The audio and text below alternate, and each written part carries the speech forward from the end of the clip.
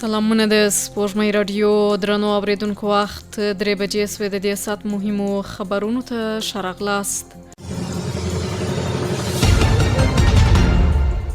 د قرغیزستان ولسمشر صدر جباروف ویلي چې د منځنۍ اسیا ثبات د افغانستان له ثبات سره تړلی دی. د قرغیزستاني رسنیو د راپورونو له مخې جباروف ټینګار کړی چې قرغیزستان به د افغانستان له خلکو سره خپلو بشري مرستو ته دوام ورکړي. هغه همداراز د افغانستان د تدریجي اقتصادي او سیاسي ادغام ملاتړ کړی څو افغانستان د نړیوالې ټولنې برخه سي. د قرغیزستان ولسمشر د افغانستان له زیانمنو ډلو سره د بشري مرستو د دوام لپاره د بیشکیک پر ژمنتیا ټینګار کړی.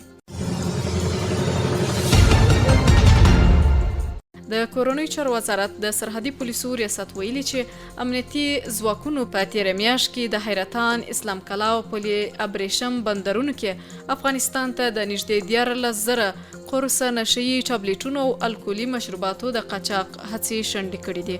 د دې ادارې ویاند عبیدالله فاروقي زیاته کړې چې امنیتي ځواکونو بهر ته د سلګونو زرو امریکایي ډالرو غیر قانوني لیږد مخه هم نیولې ده. د هغه په وینا د دې او نورو جرمي پیښو په تړاو 14 شکمن کسان نیول شوي دي.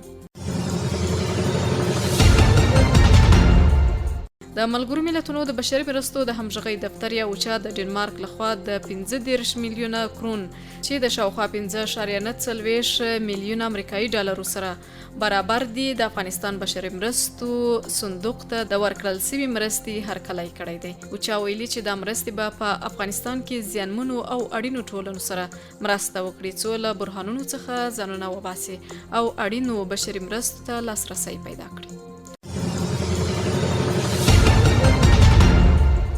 ټولګټو چارو وزارت ویلي چې د افغانستان له خاورې د ترانسپورټي نوو لارو او دهلیزونو جوړېدل کولی سي منځنۍ اسیا د سویلي اسیا او نړیوالو بازارونو سره ونښلوي.